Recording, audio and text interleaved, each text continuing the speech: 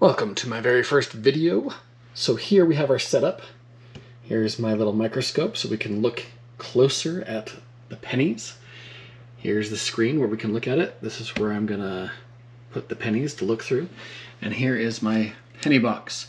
So I took a look at it to make sure it is circulated. So the goal of this video is to look for defects in pennies, as well as other rare, unique things if we can find them, but mostly focusing on defects. So there it is, my first box.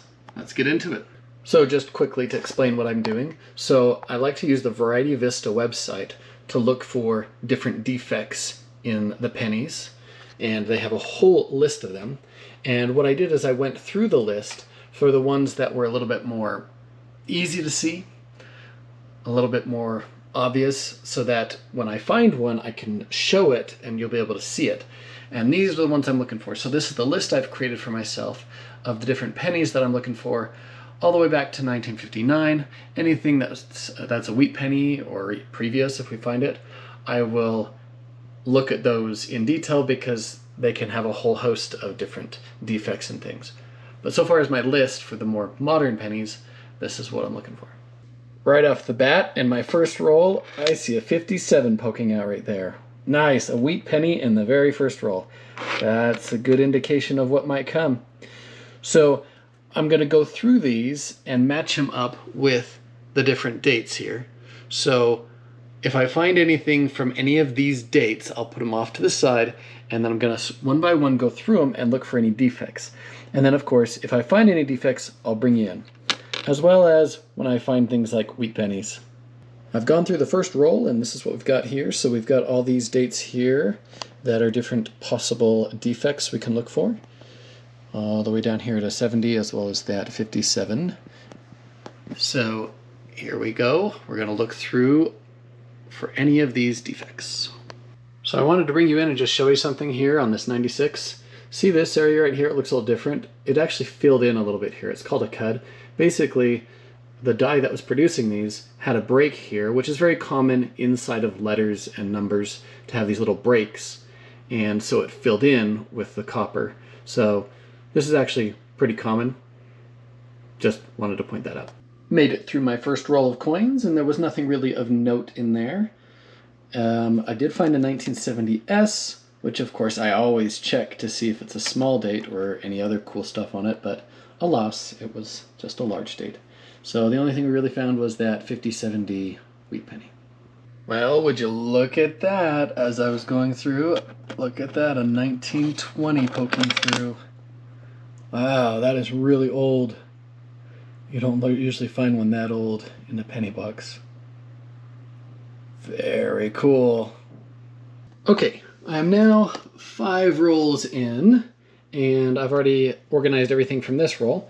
Did find my first Canadian coin, and also look at that 70S. That is a beautiful 70S. So regardless of whether or not it's a small date or a defect, I'll probably keep it anyway just because of its quality. No more wheat pennies since the first two from the first 2 rolls, the 20 and the 57, but we're only 5 rolls in anyway, so looking pretty good. Okay, I believe I found something. So here on the Variety Vista website, we're looking at 2021 D reverses. So the shield here has like a second impression at the top of these different ones. So I've been looking, and I'm pretty sure it's this second variety.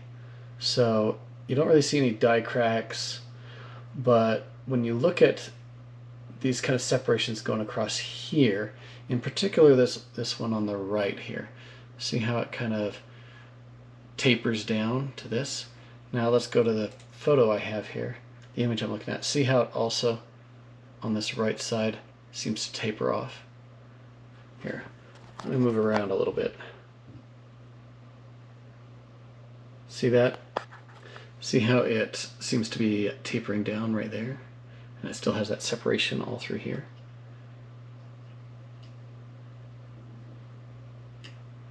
So there you can definitely see the separation between the top of the column and this raised portion of the shield. And just for comparison, here's what a normal one looks like. See that normal one? Everything's flush at the top with this raised portion. And now we go back to this one that I just found. So there you go. Doubled die on the reverse. And I'm pretty sure it's this second version. So 2021D DDR. And it is number 2. So as you can see, I've been plowing through this. We've got the first row done and I'm in the second row. Finally hit some more wheat pennies. So I've only got the 2 so far from the first row. It was the first 2 rolls I opened. But in this one, I've got one showing its back, and from the front, you can see this is a 57 Denver. So let's flip this one over and see what it is. Trying to find the best focus. Okay, right about there is, oh, a 44 Denver. All right. Well, we're definitely going to have to check these ones for any potential defects. Nice, 2 weight pennies in 1 roll. Just wanted to bring you in and show you something kind of interesting. So this is a 1983, and the Y looks very skinny in this one. So it's probably not really anything special. You'll get weird little defects all the time, things like grease plugs, little die cracks, or sometimes lamination errors and stuff. Just thought that was pretty cool. Just wanted to show you this one. It's a 1960 Denver, and it's an absolute beautiful coin. So yeah, I've already checked it to see if there's anything, but nope, it's just a really nice coin. We'll keep that one with the really nice 1970s. So we're on to the third row now. Haven't found a lot in a while, but I just opened this one and finally found another wheat penny. In this case, it's a 1958 Denver. Yay, 5 wheat pennies. All right, next roll in, and we got a wheat. All I've seen so far is the back. Let's see what we got here. It's a 44 Philadelphia. Cool. Let's see if it's got any defects. Well, I took a look at it and I don't see any defects. Okay, on to the rest. Well, as I just began sorting that same roll that I got the 44 out of, look at that. It's in nice shape, so I didn't notice it. It's a 52. Really cool. All right, I'm going to have to quickly check it and see if there's anything cool with it. Well, I didn't see anything with it, but it's a 52 Denver. It's in nice shape, and that's 7 wheats now. I decided to bring you in on the 72S because this is a great example of what's called machine doubling. So if you can see, there's these little shelves that kind of poke out on the numbers. And when I say shelf, it's because this thing that's pulling out, see how it looks really flat? The part that's poking out and on the S. And in fact, if I move it a little bit over to the Liberty, you have a little bit of it here too. See, it's like this flatness underneath the letters. This is not a real doubled die. A real doubled die, if it struck twice, would have 2 raised portions on top of each other. Think about letters that get raised up when they get stamped, and raised up and then raised up again. You would see double effect of the raising effect, not so much a shelf below. So yeah, this is not a double die. This is just machine doubling. This is actually very common. I've seen tons of it. And it's not really worth anything. Okay, I just started into the 4th row and got another wheat sent to the back of one, so I don't know what the date is yet. Let's go ahead and turn this thing over. It's a 45 Denver. All right, let's check and see if it's got anything. I did not see any defects with it, just some damage. Okay, it's been a little while again since I've found something, but here we go. Another one of those 2021 reverses where you got that doubling on the shield.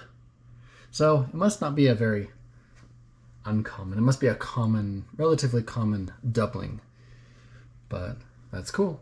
So this is pretty cool. I thought it looked weird when I first saw it, a 1987 Denver, and that's because the D is completely filled in. So the die casting it, the inside of the D had broken out, and so it just filled in with copper. Again, these are fairly common, but when it's a space that big, it's less common. We're only down to 4 more rolls, so I was not finding anything for a while. I've got a 1995 Denver here, and I believe it's a repunched mint mark. So you can see a line there and a line there, and it's not the look you get when it's the copper pulling away from the zinc, or if it's a machine doubling. That looks like an actual double die.